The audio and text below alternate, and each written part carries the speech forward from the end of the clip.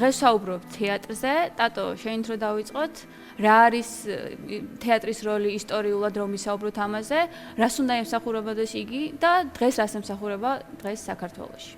სალამი, მადლობა ამ თემით დაინტერესებისთვის, იმიტომ რომ ზოგადად თეატრი მარგინალურია ჩვენთან ქვეყანაში და ასე ვთქვათ, ჩვენთვის მნიშვნელოვანია, ვინც თეატრში ვართ და მოღვაწეობთ, რომ დაინტერესება არის.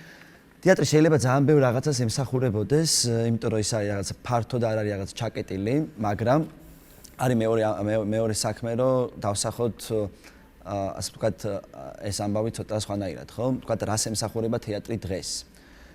ჩემი გადმოსახედით დღეს არის კი რაღაცა ჯგუფები, კონკრეტული ჯგუფები, რომლებიც ცდილობენ და არიან რაღაცნაირად ძიების პროცესში და უნდათ რომ რაღაცა ენა შეიმუშაონ, ხალხთან საკომუნიკაციო და ასე შემდეგ, მაგრამ ასე ვთქვათ, მკაცრად დგას პრობლემა იმისა, რომ დღეს თეატრი, ანუ სცენა და მაყურებელი არ არის ერთმანეთთან თანხვედრაში, ანუ სცენას არ ესმის მაყურებელს და მაყურებელს ავტომატურად სცენის.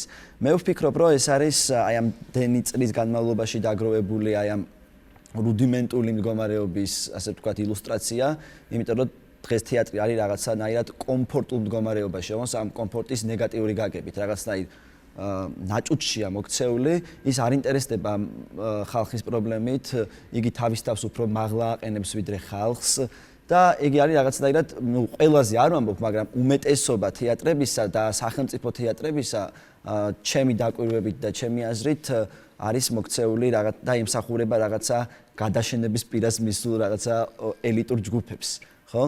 და თეატრის როლი ოდითგანვე, ხო? პირველი ბერძნული თეატრი რო ავიღოთ, ხო? კი.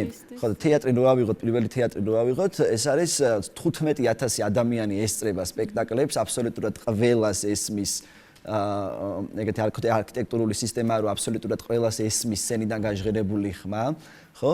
ეს უკვე მიანიშნებს, ხო, რაღაცნაირად თეატრის მნიშვნელობას, ხო? თეატრი არის ხალხისთვის, იმიტომ რომ თეატრი ყველა სხვა ხელოვნებისგან განსხვავებით არის აქ და ახლა მოქმედი ხელოვნება, შესაბამისად თეატრს ყველაზე მეტად მოეთხოვება იყოს პოლიტიკური და ჩემი აზრით დღევანდელ საქართველოში ყველაზე მეტად მოეთხოვება, როცა არც ერთი პოლიტიკური პარტია, არც ერთი პოლიტიკური ჯგუფი არ არის ასე ვთქვათ, საზოგადოებისკენ და ყველა რაღაც თავის ინტერესს ატარებს, ამ დროს თეატრს მოეთხოვება იდგეს, ჩემი აზრით, ხალხის გვერდით და ხალხის სამსახურში. რისი ყველანაირი უნარით მას გააჩნია თავისი სტრუქტურიდან გამომდინარე. ხო, ლევან, აი ერთგვარი გადაბმა რომ გავაკეთოთ თემის. აი ამ ფუნქციებთან ერთად ამატებითი ფუნქცია მუნიციპალურ თეატრს აქვს თუ არა, რომ აი თუნდაც მიგრაციაში ეჩეროს აქვს თუ არა ესეთი როლი და სხვა რა მუნიციპალურ თეატრს გარდა ამისა რა ფუნქციები უნდა გქონდეს. ეს თუ აქვს და სხვა დანარჩენი. მოგესალმებით, მივესალმებით და მაყურებელს. ხულოს თეატრს რაც შეეხება, ხულოს თეატრის მნიშვნელობა ძალიან დიდია ჩემი აზრით. აქ ხულოში ხულოს თეატრს მრავალი სახის მაყურებელი იყო, სხვადასხვა ასაკის ინტერესების თუ რელიგიური აღსარებლობის, სხვადასხვა რელიგიური აღსარებლობის მაყურებელი იყოს.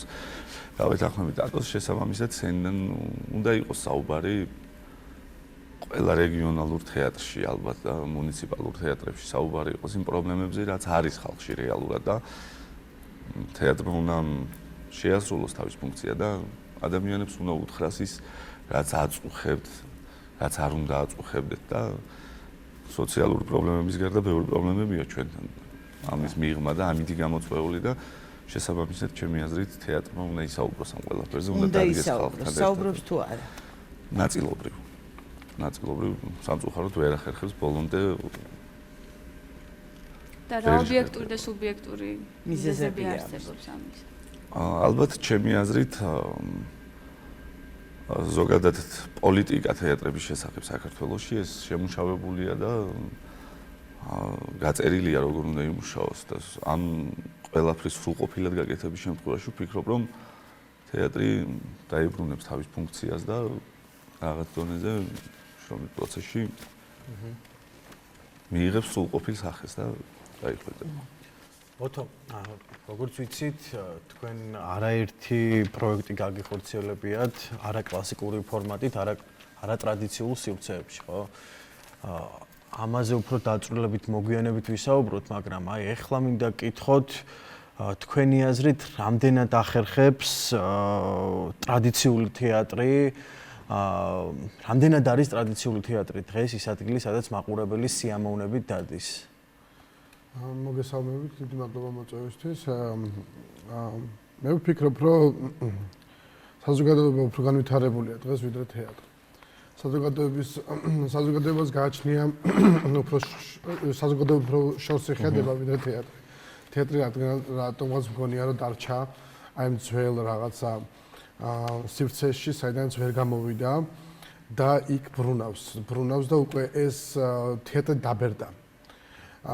დაბერდა მაყურებლის თვალსაზრისითაც, იმიტომ რომ გადავალოთ თეატრში მაყურებელს, ხო, ნახავთ უფრო ხანში შესულ ხალხს, რომლებსაც მოწონს ის, რასაც ადრე უყურებდა, ანუ რამოდენიმე ათეული წლების წინ. ფაქტიურად დღეს თეატრს ჭირდება სტატუსი არ იყოს ხალხის ხმა. ანუ ვინ არის დღეს ჩვენი საზოგადოების აქტიური წევრი, იგივე ახალგაზრდები, სტუდენტები, მოსწავლეები, ხო? ამათთვის აქტუალური თემები ჭირდებათ, აქტუალური ფორმების ძიებაა საჭირო ამავდროულად. ეს არ არის მხოლოდ თემები.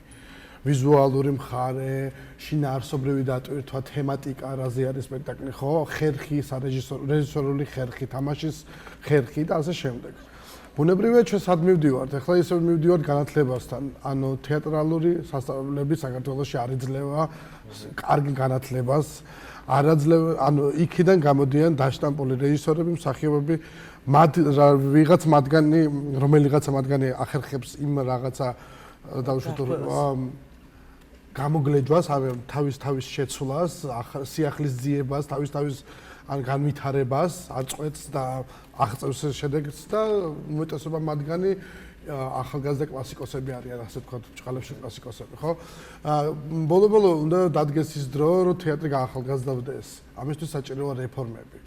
ხისტი, ძლიერი რეფორმებია საჭირო, უნდა შეიქმნას საგანმანათლებლო სივრცეები, არა სავალდებულო იყოს, დავუშვათ, ასე ვთქვათ, ადრე იყო ესეთი ფორმა, სტუდიები, სადაც სახელოსნოები, სადაც მიდიოდნენ ახალგაზრდები და სწავლობდნენ ვიღაცასთან თეატრალურ ხელოვნებას. სულაც არა სავალდებულო არსებობდეს რაღაცა დოგმატური ერთი ან ორი სისტემა.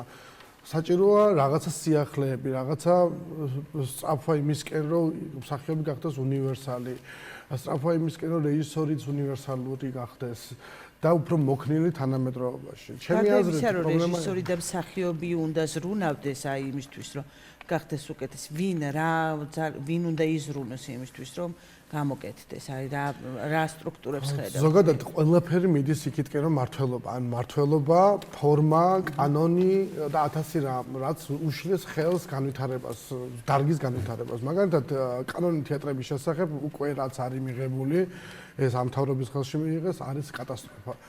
ანუ ვერ მოხერხდა ამ კანონით განვითარება თეატრებს. ანუ ფაქტიურად რას ვღებულობთ ჩვენ, ხო? ჩაკეტილ თეატრებს.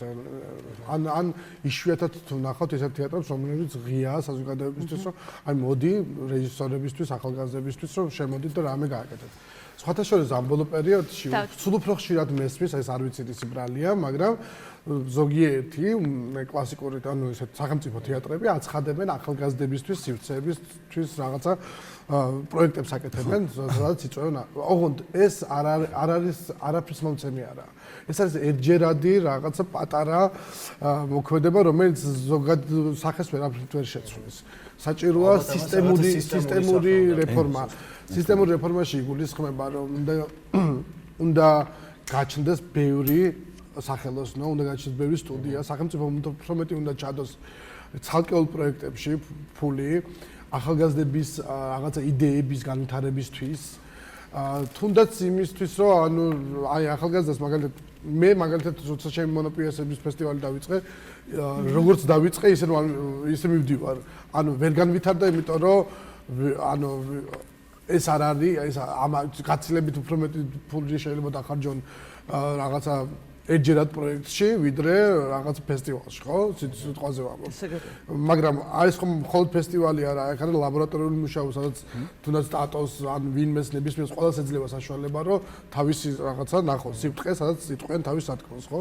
აი მსგავს რაღაცეებში თუ მეტი ყურადღება, თუ მეტი ფული საზოგადოების დაკვეთა ეს ერთგვარი ხო? იმიტომ რომ ის ახალგაზრდა რომელიც ქუჩაში დადის თეატრის გარშემო, თეატრში უნდა შემოვიდეს, მაგრამ რომ შემოვიდეს თეატრში, ამისთვის საჭიროა რომ თეატრში ისმოდეს მისი ხმა. თუ მისი ხმა არ ესმის, რატო შემოვა? მისთვის რაღაც საინტერესო ხდებოდეს იქ. ხანდახან ამბობდნენ ეგეთ ფრაზებს, რომ თეატრი არ აქტუალურია, იმიტომ რომ ფილმმა, კინოებმა და შოუებმა ის და ინტერნეტ სივრცემ შეჭამო. ეს არის ტყუილი, ჩვეულებრივი ტყუილი. ეს არის გამართლება შენი მდგომარეობის. რატომ არ ყავს მაყურებელი? შეგიძლია თქვა, რომ იცი რა შოუმ და რაღაცებმა წამოვა. პრობლემა არ ეძებო. სისულელია, ეს არის ანუ როგორ თქვა, რაღაცა ფარი, რომელიც შეგიძლია აიფარო სახელმწიფოს წინაშე. ანუ რეჟისორს შეუძლია უთხრა სამხატვრო ხელმძღვანელს, მინისტრს, რომ ეს ჩემ ბრალი კი არა, ეს არის ტელევიზიების ბრალი. სინამდვილეში ეს მისი ბრალია, იმიტომ რომ არ არსებობს თემა, ანუ თუ თემა აქტუალურია, თუ თემა ყვირის სცენიდან და ის ელაპარაკება საზოგადოება აუცილებლად მივა იმის სამართლად. პატარა ჩარევას გავაკეთებ თუ შეიძლება, ცოტა სხვა მხრიდან შევხედავ. მე მგონია რომ დღეს აი როცა ვლაპარაკობთ თეატრზე ჩვენ ყოველთვის შეიძლება ეგეთი რაღაცა რომ უნდა ვილაპარაკოთ უნივერსალური გაგებით რა, ანუ მსოფლიო მასშტაბით რომ ვილაპარაკოთ. მე მგონია რომ დღეს თეატრს ყავს კონკურენტი რა რაღაც ფრო და ეს კონკურენტი არის თეატრის და ზოგადად ხელოვნების კონკურენტი დღეს არის პოლიტიკა, ხო? იმიტომ რომ მედია ბატონობის ხანაში თუ ადრე თქვათ პოლიტიკოს ჭირდებოდა ხელოვანის დაქირავება იმისთვის რომ საკუთარი პოლიტიკა ეწარმოებინა, დღეს რეალურად პოლიტიკოსი თავად აწარმოებს ხელოვნებას, ხო? ეს ვიცით ჩვენ ცნობილი ამბავი რომ ჰიტლერი დადიოდა ასე ვთქვათ სამსახიობო კურსებზე რომ ეს გამოსვლები გაეკეთებინა და ასე შემდეგ. და მე მგონია რომ ამ დროს მე პირადად იმ დღეს ვუყურებდი ტრამპის გამოსვლას აი ირანის ამბების დროს და ეს იყო ჩვეულებრივი თეატრი. აკმაყოფილებდა აბსოლუტურად ყველა მოთხოვნას, რასაც უნდა აკმაყოფილებდეს თეატრი. და რაღაცნაირად მგონია რომ პოლიტიკა მოპარა თეატრს საკუთარი თავი რა, ხო, აუდიტორია საკუთარი თავი. მე ვფიქრობ რომ აი ეს დღეს აქ და ახლა არის ერთ-ერთი ყველაზე წვავე პრობლემა არა მხოლოდ ქართული თეატრის, არამედ ზოგადად მსოფლიო თეატრისა, რომ თუ პოლიტიკა მოიპარა თეატრის ენა, მაშინ თეატრმა რა ენა უნდა შეიმუშაოს, რას უნდა დაუბრუნდეს. აქ არის ბევრი ვერსია, იმიტომ რომ თეატრი ბევრჯერ ყოფილა ესეთ მდგომარეობაში. თქვა ჩვენ რომ მოვიყაროთ ერთი ჩვენთვის საყვარელი შვედი დრამატურგი, თეატრი გავს რელიგიას, იმიტომ რომ ორივე არის რაღაცა რუდიმენტური, რომელსაც ყოველთვის ჭირდება განახლება რა. და თეატრს ჭირდება ყოველთვის განახლება და თეატრი დღეს კი არა ყოველთვის იდგა პრობლემის წინაშე, იმიტომ რომ ესეთია თეატრი. და თქვათ იყო, თქვათ არტო რომ მოვიშველიოთ, არტო მიპოვა გამოსავალი მისტიკაში, ანუ თეატრი დაუბრუნა საწყისებს, იქ ბრეხტმა სხვა მიმართულებით წაიყვანა და ასე შემდეგ, ანუ რაღაცა გამოსავალი ყოველთვის იყო და აი მდგომარეობაშია დღესაც თეატრი. და აქედან ახლა ქართულ კონტექსტზე რო გადავობა შეიძლება ცოტა გრძელი გამომივიდეს, მაგრამ როცა მე ვუყურებ ქართულ სოციალურად აღგზნებულ ასე ვთქვათ ხელოვნებას, თეატრს, ჩემთვის ეს არის როგორ ვთქვა, არასაკმარისი. რადგანაც მე ძირითადად როცა მივდივარ მე რო ვიცი რომ ეს სპექტაკლი ეხება სოციალურ თემას, მივდივარ, ხვდება ზუსტად ის, რასაც ვხედავ მე ტელევიზორში რა. ხო? და მე უნდა ხვდებოდეს აქ სრულიად სხვა. თქვათ ბრეხტი რო ვიციტიროთ, ბრეხტს აქ ესეთი ძალიან კარგი ციტატა და ფრაზა, რომ კი, დრამატულმა ხელოვნებამ უნდა აჩვენოს რეალობა, მაგრამ უნდა გვაჩვენოს გამოსავალი რეალობისგან, ხო? ანუ ტექსტში ოდესმე უნდა დასრულდეს რეალობა და უნდა შემოვიდეს სხვა რეალობა. ანუ თეატრის ფუნქცია სწორედ ეს არის, რომ გვაჩვენოს რაღაცა სხვა, რაღაცა ახალი და არ გაიმეოროს ის, რაც ჩვენი ყოველდღიურობაა რა. იმიტომ რომ ჩვენ თუ გვინდა რომ ჩვენი ყოველდღიურობა ვნახოთ, არ წავალთ თეატრში, ჩავთავთ ტელევიზორს. როგორ უნდა გახდეს თეატრი, აი პოლიტიკური, პოლიტიკური არა როგორც პარტიული გაგებით, არამედ როგორ უნდა გვასწავლოს სწორი პოლიტიკა, როგორ უნდა შექმნას თავის პოლიტიკა თეატრმა. თეატრმა თავის პოლიტიკა როგორ უნდა შექმნას, თავიდან რომ მივყვეთ ჩემი აზრით, ყოველ შემთხვევაში თქვათ ანტიკური საბერძნეთიდან მოყოლებული შექსპირამდე და გაგზელებული ბრეხტით თუ ირაკლი კაკაბაძით აბსოლუტურად ყველა ხელოვნება არის პოლიტიკური, ხო?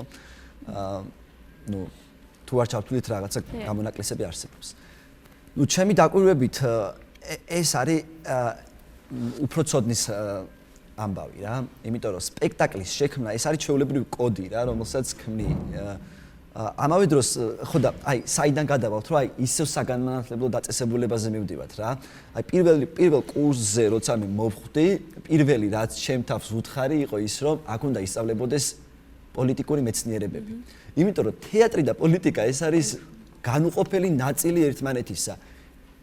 იყო ომები, იწერებოდა პიესები, ვიღაცა კლავდა, იწერებოდა პიესები, იწერებოდა ლექსები, ხო?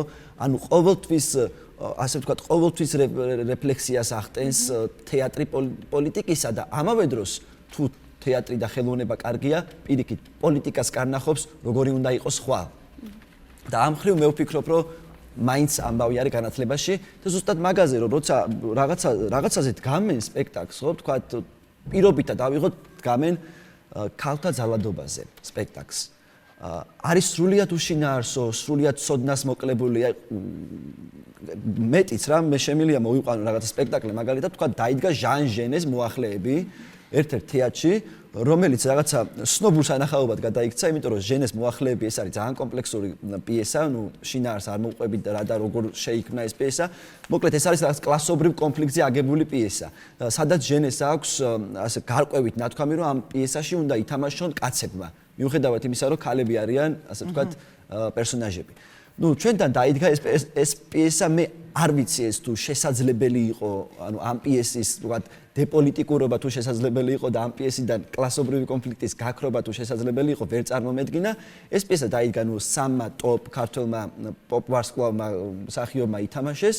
და ყველანაირი პოლიტიკური ხაზი ის რაც ჟენეს კონდა დაკარგული რატო აკეთებს ამას ქართული თეატრი ან როგორ ახერხებს რომ ეს კლასობრივი სივრცე ასე ვთქვათ ამოიღოს მთლიანად თავისი დისკურსიდან ასე ხო ქართული ეს შემთხვევით ხდება ანუ ეგა ან თუ პოლიტიკაა არა ეგ ძალიან ისეთია რომ მე მგონია რომ ეს არის რაღაცა აი ის რაც დაგვემართა ხო ჩვენ საბჭოთა კავშირის დაშლის შემდეგ რომ ჩვენ არ შეგვიძლია რომ ვილაპარაკოთ კოლექტივიზმზე მაგალითად იმიტომ რომ კოლექტივიზმი არის ტაბუირებული სიტყვა ხო ჩვენში არა და კოლექტივიზმში რა არის ცუდია რომელი ევროპული სახელმწიფო არ დგას კოლექტივიზმის იდეაზე ხო ჩვენ არ შეგვიძლია ვილაპარაკოთ კლასობრივ კონფლიქტებზე იმიტომ რომ ეს ჩვენთვის არის ტაბუირებული და ნუ რავი ანუ შეიძლება იმის თქმა რომ ქართულ თეატრს რაღაცა ეს კომპლექსებია ხო არა მხოლოდ ქართულ თეატრს ჩვენ როცა ვლაპარაკობთ ქართულ თეატრზე ჩათვალეთ რომ ვლაპარაკობთ ქართულ ხელოვნებაზე მსახიობი როგორც მსახიობი როგორ ფიქრობ რამდენად მიგაქვთ თქვენი სათქმელი მაყურებლამდე და აი როგორ და რითი ჩემი აზრით ჩვენი თეატრი კიდევ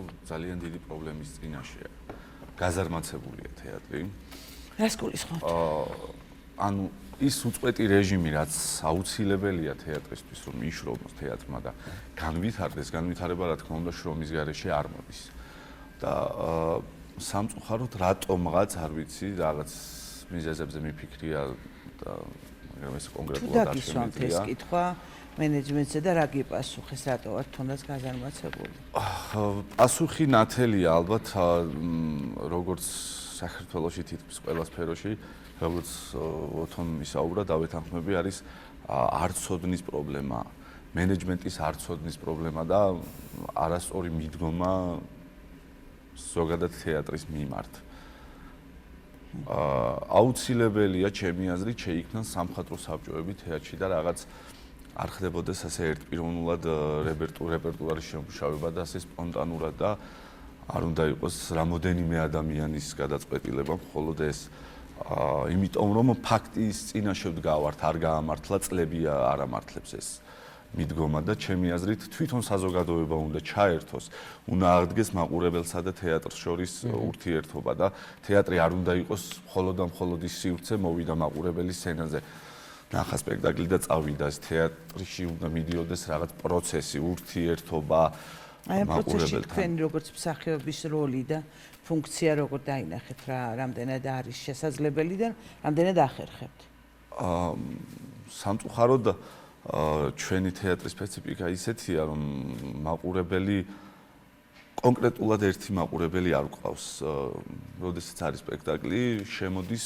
აბსოლუტურად ყველა და ცოტა ხელი შემშლელი პირობებიც რა თქმა უნდა არის მაგრამ მსახიობის ფუნქცია მაინც უფრო მეტი შრომაა ჩემი აზრით და ძალიან ცუდი პოზიცია, როდესაც მთელი ქართული თეატრი და ყველა მსახიობი წუწუნის რეჟიმზეა გადასული, რომ არ არის სათანადო პირობები.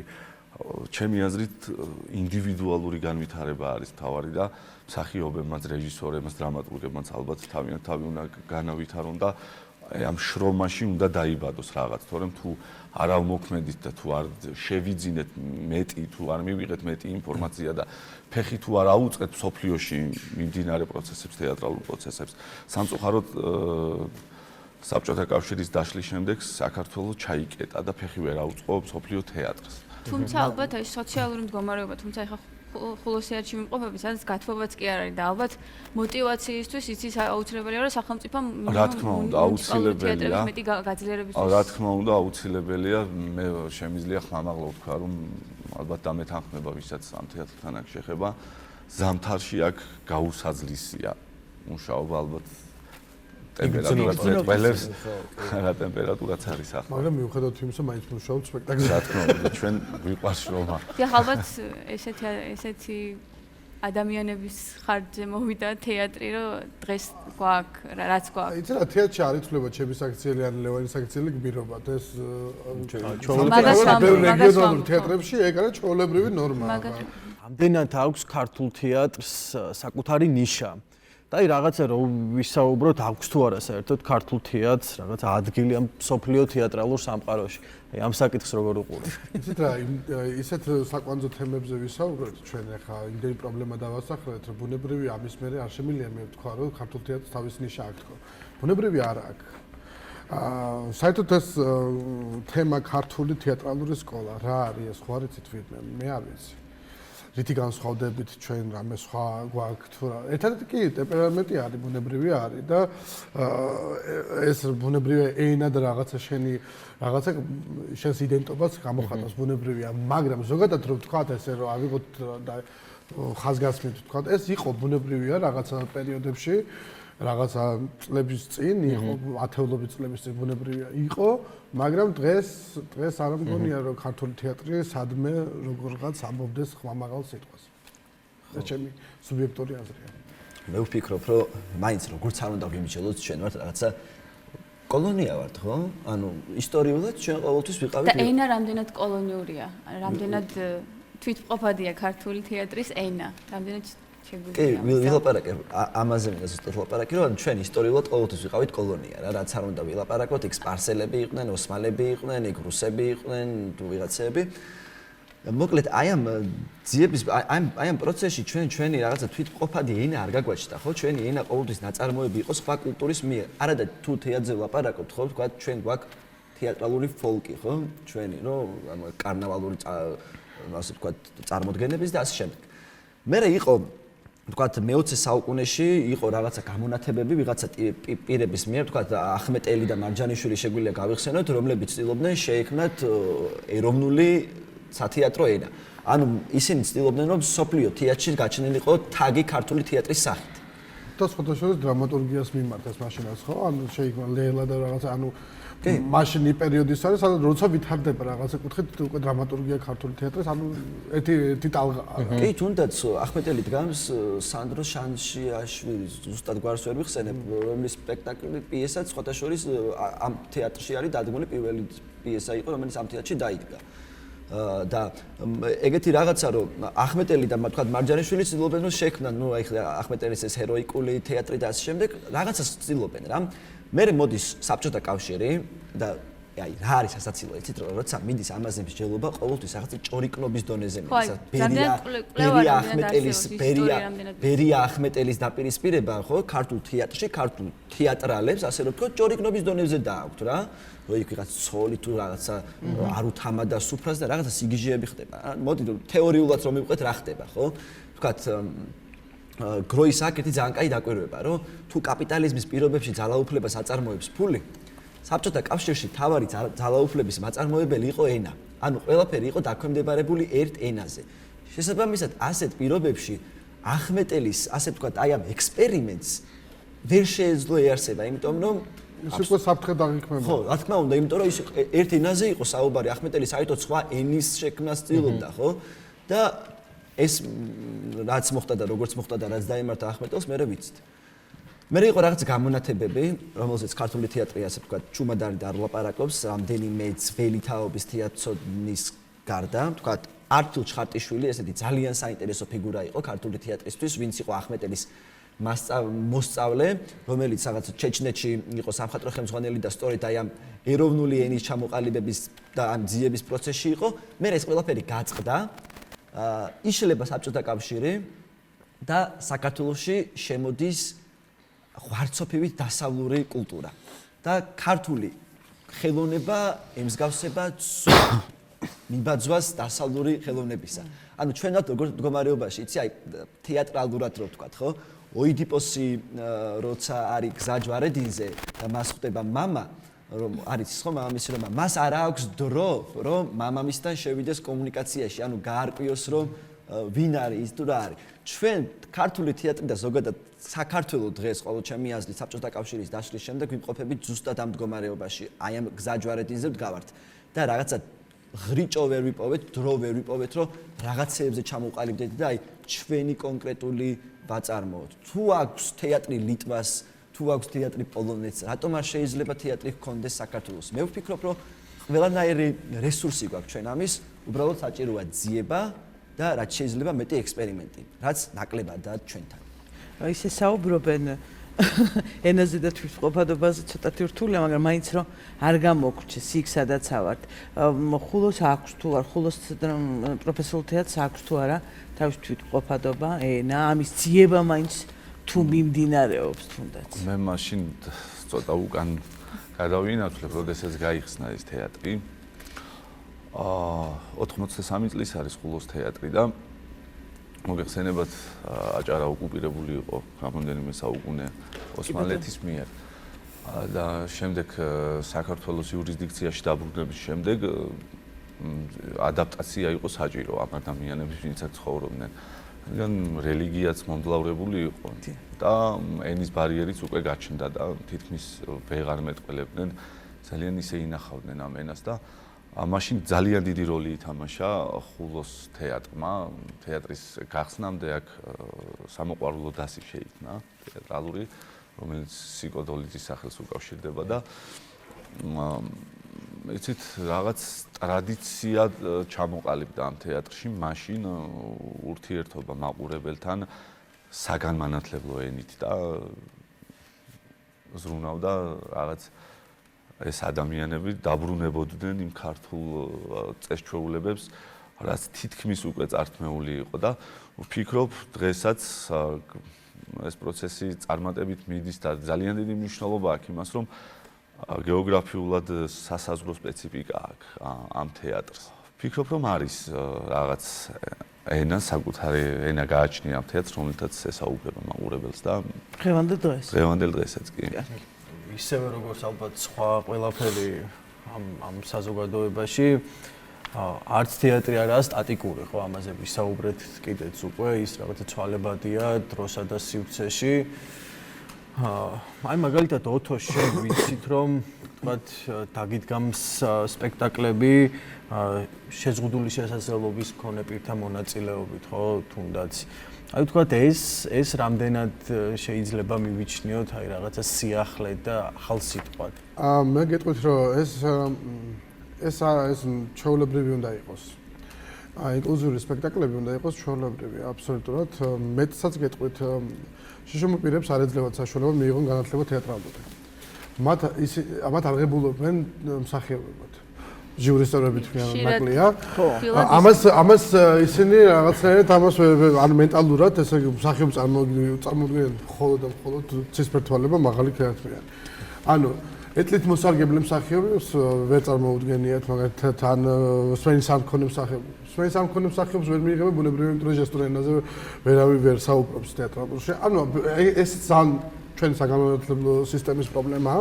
ბუნებრივია, არც თეატრები არ არიან მზად იმისთვის, რომ ყავდეთ დასში მსგავსი მსახიობები, იმიტომ რომ ეს რატომღაც ვიღაცებისთვისაა ეს თეატრი მხოლოდ და დაუშვებაში შემოპირება. ხო, ეს ალბათ კიდე ერთხელ ეს ფაქტი კიდე ერთხელ მეტყველებს იმაზე, რომ თეატრი ჩაკეტილია, ხო, მათ შორის ამ ხალხისთვის. საკრებულოს მიმართეთ ბათუმში გავაკეთეთ პეტიცია თეატრი მახსოვს და მიმართეთ საკრებულოს, რომ გაკეთებულიყო ინკლუზიური მუნიციპალური თეატრი ბათუმში. და პასუხი ისეთი მოგწერეს ახლა არ მინდოდა დიდი ხანი არ ვასაჯაროებდა, თქვენ თვითონ გადაწყვეტეთ გინებთ თუ არა გადაცემა შეიტანოთ, მაგრამ მომწერეს და პასუხი მომწერეს წერილობით, რომ ვითხრას, რომ ინკლუზიური თეატრი ხელს შეუწყობს შშმ პირების დისკრედიტაციას. ანუ ამაზე აბსურდული რა შეიძლება რომ მოეწერათ და ესეთ პასუხი გავწეს. ჩვენ იქ ვასაბუთებთ სწორედ ამას, რომ არ არსებობს ამათთვის არანაირი სივრცე. თუმცა მაგიტო დავდგით ეს არაპროფესიონალი მსახიობების მონაწილეობით იყო ეს სპექტაკლები და მივიღე ძალიან კარგი შედეგი. ზოგადად მივხვდი რომ აი რო გაგვეგრძელებინა, ანუ რო ყოფილიყო ამისთვის სივრცე და საშუალება იმისი რომ გაგვეგრძელებინა ამ კუთხით მუშაობა, შეიძლებოდა ქალაქში ჩამოყალიბებულიყო ინკლუზიური დასი. რაც მაგალითი გახდებოდა მე სხვებისთვის რომ შეიძლება არსებობდეს ეგეთი დასი, იმიტომ რომ რამდენი კომპანია ვიცით მსოფლიოში, რომლებიც ამ კუთხით მუშაობენ და ძალიან წარმატებულები არიან მთელ მსოფლიოში და გვინდა რაღაც სამაგალითო გამხდარიყო, უბრალოდ ამასაც სამწუხაროდ ჭირდება სივრცე სადღაც აი ამ ხელა პატარა რაღაც შენობა სადაც შეიძლება რომ შეიკრიბო ამ ადამიანებთან ერთად და იმუშაო, ხო და ყველა ანუ ახალი დასი უნდა შეიქმნას, ხო, თავიდან ბოლომდე თავის სტრუქტურით, ხო? არა სავალდებულო მაგალითად კონდეს სცენა, არა სავალდებულო, იმიტომ რომ შეიძლება ალტერნატიულ სივრცეებში ბუნებრივია ითამაშოს ჩვეულებრივად. თავარი ადაპტირებული იყოს ყოველ სივრცე, ხო? ამიტომ ამას სპეციალური ტრეინინგები რაღაცები საჭიროა, მეც გამევლია ხოლმე ტრეინინგები და ვიცი ეს რაც არის. და საჭიროა პირველ რიგში მე როგორც მესმის სახელმწიფოს მხარდაჭერა რა, მათ შორის ფინანსური და ასე შემდეგ. ეს არის ანუ აღიარება იმისი რომ ეს საზოგადოების წევრები არიან ისინი და ინკლუზიური თეატრი უნდა არსებობდეს შემდგომ. ერთ-ერთი რაც მიხარია, ბათუმის დრამატული თეატრი ხა რეკონსტრუქციის შემდეგ გახდა ადაპტირებული, რაც ძალიან კარგია. შშმ პირებისთვის აბსოლუტურად ეს ძალიან კარგი მიღწევაა, ასე ვთქვათ. და ბევრი სივრცეები გაჩნდა ქალაქში, საგანმანათლებლო კულტურული სივრცეები, სადაც შეიძლება რომ შშმ პირები ერთი მოსარგებლები და ასე შემდეგ ყველანი მივიდნენ სპექტაკლს დაესწრონ, მაგრამ ეხა მეორე ეტაპია სიამოვნებით ვიხილავდი ამ ადამიანებს სცენაზე და უნდა რაღაცას არის ხო ნიკატოღუში მაგალითად იცი რა ცალკეული პროექტები ბევრი ყოფილა რა მაგალითად სპენის სამქონეებისთვის ცალკე გაკეთდა მიზნობრივი შელეულის ყოფილა და ცალკე ბუნებრივია მუდმივად კეთდება ხო აქ საუბარი იმაზე რომ ამას ვერ აქვს მაგრამ ეს მაგას სამაგიეროდ ვერ დამისახელებთ საქართველოში თეატრს სადაც დასში ყავთ შშმ პირი ხო ანუ მის წინაპირობას ახსენეთ თქვენ აწყობილად იმიტომ რომ არ ვერ გადიათ სამსახიობო თეატრალური სასწავლებელი მას არ ასწავლეს ადრე თუმცა არ ასწავლეს თეატრალური სასწავლებელმა შეიძლება თეატრმა თავისი პოზიციით თქვას რომ მე მაქვს თეატრალური სტუდია და მე ვღებულობ ამ ხალხს და ვეხმარები მათ პროფესიულ განვითარებაში ამ კუთხით ან დაინტერესებულ ფოტოში შეიძლება თეატრმაც გაზარდოს ხო კი მაგრამ ჩემი აზრით ძალიან სერიოზული პრობლემა ჩდება რაც უკავშირდება სხეულის პოლიტიკას, ხო?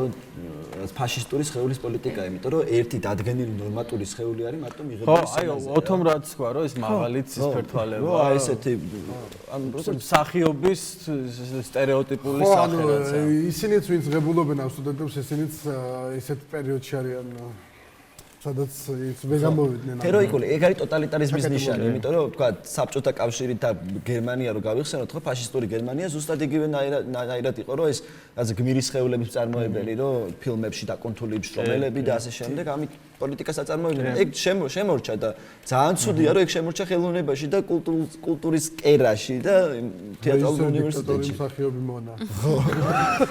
ხოლოს თეატრი შშმ პირებისთვის ადაპტირებული თუ ადაპტირებულად ითვლება პანდუსი რომელიც ახლა ხან კარგეთ და რამოდენიმე წლის წინ თუ ითვლება მაგ შემთხვევაში კი თორემ ისე არ არის ღია შშმ პირებისთვის ხოლოს თეატრი პირდაპირ სხვა სიახლეებზეც რომ ავახვილოთ სიახლეები ალბათ არსებული ბიუჯეტი თავარი მიზეზი რაც არის ძლევა იმის საშუალებას რომ ბევრი სიახლე შესთავაზოს მაყურებელს თუმცა ჩემი აზრით ისევ განმეორდები შრომას და სწორ მუშაობას ყოველთვის აქვს შედეგი და თუ ეს ყველაფერი წავა ისე როგორც საჭიროა და კეთილინება იქნება ალბათ ჩინოვნიკების თუ არ ვიცი ვიღაც დიდი ადამიანების ვინც გამოხატავს ნებას რომ ხულოს ჭირდება ჯერ ერთი თეატრი და აუცილებელია აკაურობისთვის და შემდეგ იზრუნებენ ცოტა პირობების გაუმჯობესებაზე რომ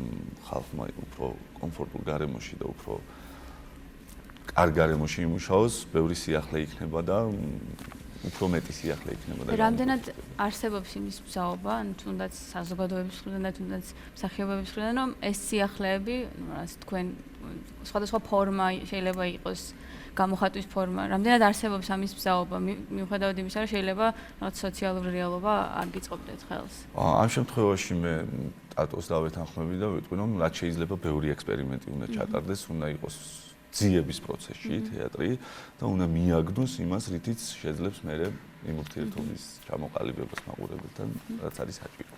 მე მაინტერესებს, აი ქართული თეატრის ისტორიას რამდენად ვიცნობ და ეს დინამიკა რამდენად ცნობილია. გასაგებია, რომ შენ ისაუბრე წეგან ქართული თეატრის ისტორიაზე, თუმცა რამდენად არსებობს დოკუმენტები ან ნაკვლევი რამდენად არის, რამდენად ვიცით ქართული ისტორია ხალხმა. გასაგებია, რომ შეიძლება თეატრალურ სალონებში საუბრობდნენ ამაზე, მაგრამ რამდენად ვიცით ქართული თეატრის ნამდვილი ისტორია, როგორია? ხო, იცით როგორი რამეა, ჩემი აზრით, მაინც რომ ისტორია თეორიის გარეშე არ არსებობს, იმიტომ რომ ნებისმიერ თეორიულ ფაქტს ისტორია აქვს, ასე ვთქვათ, არგუმენტად, ხო? აქედან გამომდინარე ეს არ არის, იმიტომ რომ მე რო ვსწავლობ ხა ვთქვათ თეატრალურ უნივერსიტეტში და მასწავლიან ძირითადად ისტორიას, იმიტომ რომ თეორიას თეატრალურ უნივერსიტეტში ფაქტობრივად არ ასწავლიან.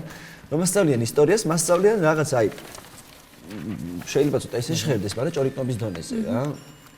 ვინ ვისი საყვარელი იყო და ასე შემდეგაც მართლა. რაც შეეხება ისტორიას და კოლევას, აი ძალიან საინტერესო ფაქტი მოხდა ჩვენ გვაქვს Facebook-ზე ახლახანს გავხსენით ჯგუფი თეატრზე. საჯარო ჯგუფია, სადაც რო თქვათ რა ქვია, სიტყვები, თეატრი, შეგიძლიათ მოძებნოთ, შემოგვიერთდეთ და ვიურთიერთოთ ერთად.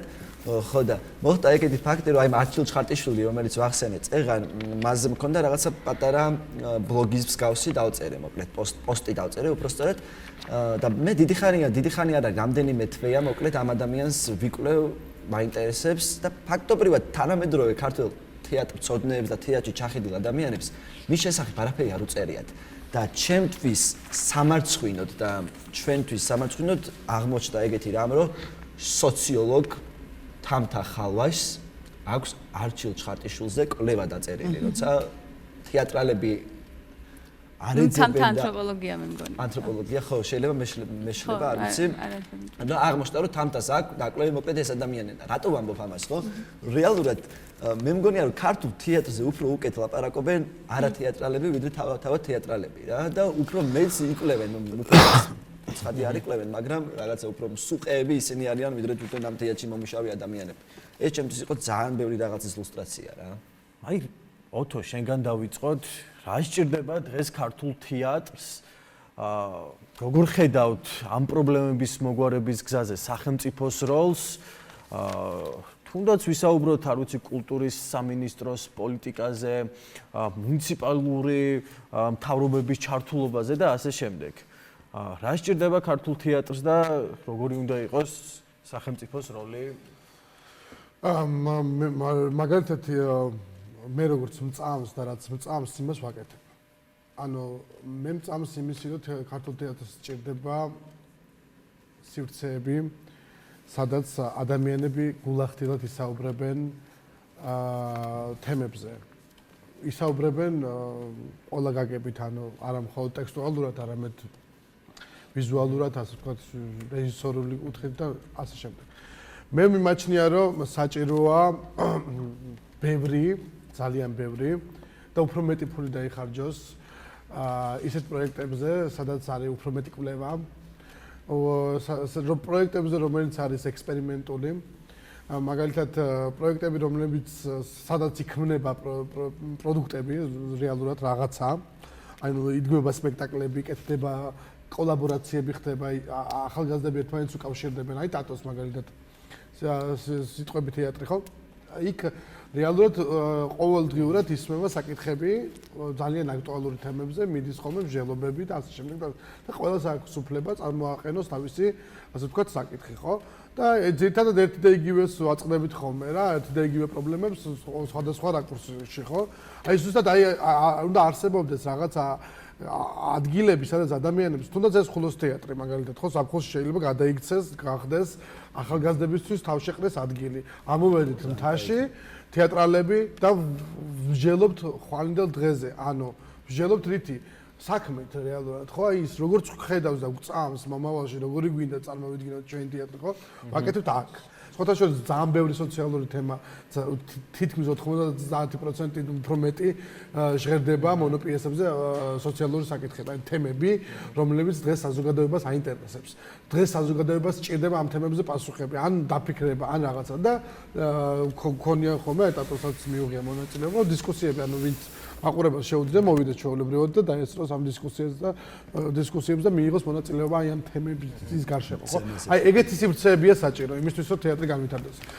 ერთი სპექტაკლი ბათუმის თეატრს აქვს რომელიც ძალიან ბევრი ფული დაჯდა რა და ეს სპექტაკლი იყო სულ 5-6 ჯერ გაშვებული რა ანუ წარმოიდგინეთ და ჩვენ გვაქვს არ ვიცი ზუსტად რამდენია თანხა მაგრამ აი ერთი კოსტუმის თანხით იმ დღეს ვფიქრობდი რომ აი იმ სპექტაკლში არსებული რომელიც 6 ჯერ გავიდა სულ ერთი კოსტუმის თანხით ჩვენ შეგვიძლია ძალიან მაგარი რაღაცეები გავაკეთოთ რა იმდენი ანუ შეგვიძლია ერთი 5 სახელმძღვანელო დაუბეჭდოთ სემინარები ჩავატაროთ ერთ კოსტუმზე მაგ ლაპარაკი ანუ სპექტაკლში გამოყენებულ ერთ კოსტუმზე მე არ მაქვს იმაზე საუბარი კი ბატონო გაიცეს ბიუჯეტიდან ფული ასე შემდეგ მაგრამ ის 6 ჯერ გავიდა სულ ხო ანუ ის არ აკმაყოფილებს ესე იგი მაყურებლის სტანდარტებს თუ როგორც არის როგორც ითქმება არ ვიცი ბევრი სახელმწიფო თეატრი გვაქვს ანუ ჩემი აზრით ძალიან ბევრი სახელმწიფო თეატრი გვაქვს ამდენი სახელმწიფო თეატრი არ არის სოფლიოში არსად და ამას აქვს ძალიან მარტივი პასუხი ანუ ჩვენ რაღაცებზე ხო ვშელობთ და ხელებს ვიქნებთ და ვლაპარაკობთ და ასე შემდეგ მაგრამ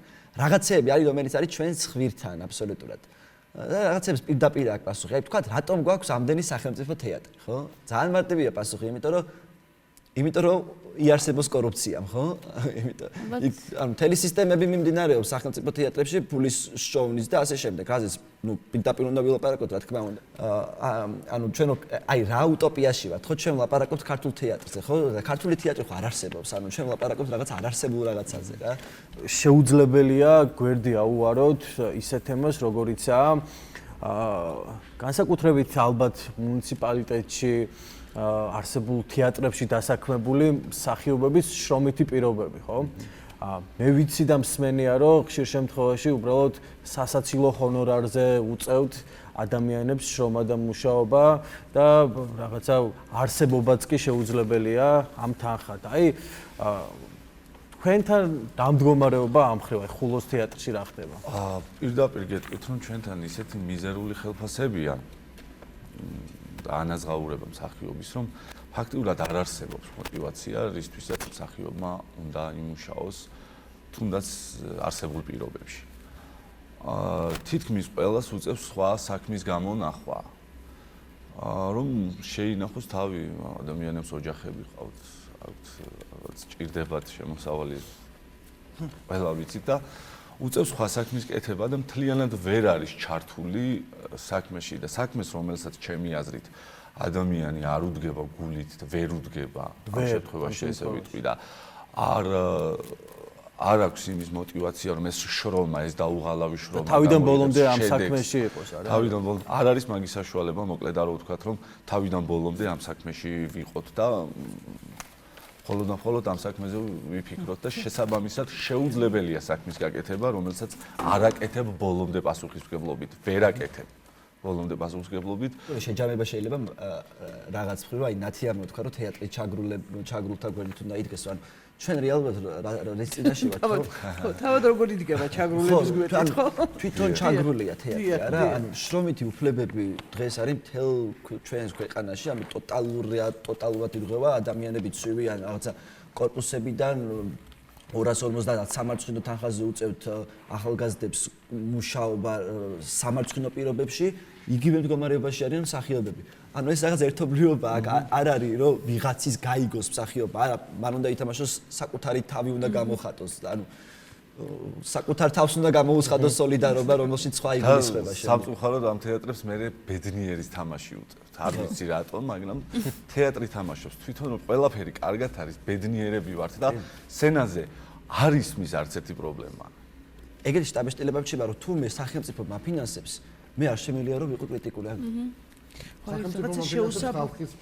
რა თქმა უნდა, ანუ მე ხალხი მაფინანსებს და სახელმწიფო არა. ის მაგალითი გახსოვს, დარიო ფოს მაგალითი ახალგაზრდა ანარქისტის მკვლელობა ეგეთ პიესა დაწერა რა სულ მახსენდება ხოლმე ეს პიესა და ეს ამბავი და იმისთვის ანუ რეალურ ფაქტებზე დადგა ეს სპექტაკლი უცებ ძალიან უცებ აი რაღაცა ეთერში პიესაც აკინძეს და რეალურ ფაქტებზე ანუ პოლიციამ ბავშვი გადააგდო ფანჯრიდან და თქვას რომ ოფიციალურ თემაში თქვას რომ ბავშვი გადახტა და ამ სიმართლეზე დადგა სპექტაკლი დარიო ფომ თელმა იტალიურმა ბელუსკონის თეატრებმა ყველა თეატრი დაკეტეს აბსოლუტურად არასდროს არ ათამაშეს და იძულებული გახდა რომ როცა წავიდა ტურნეზე თამაშობდა ხოლმე სპორტ დარბაზებში ანუ უფრო მეტი მაყურებელი მივიდა იქ მე მადლობასაც ვხვდი და ბელუსკონის რომ მადლობა რომ უფრო მეტმა მაყურებელმა ნახა ჩვენი სპექტაკლი ანუ ჩვენი სიმართლე ხო რეალურად ანუ ხდება ისე რომ სახელმწიფოს რეჟიმია კიდეც ეგეთი ხელოვანების და ეგეთი თეატრების მაგრამ ესეთი თეატრები უნდა არსებობდნენ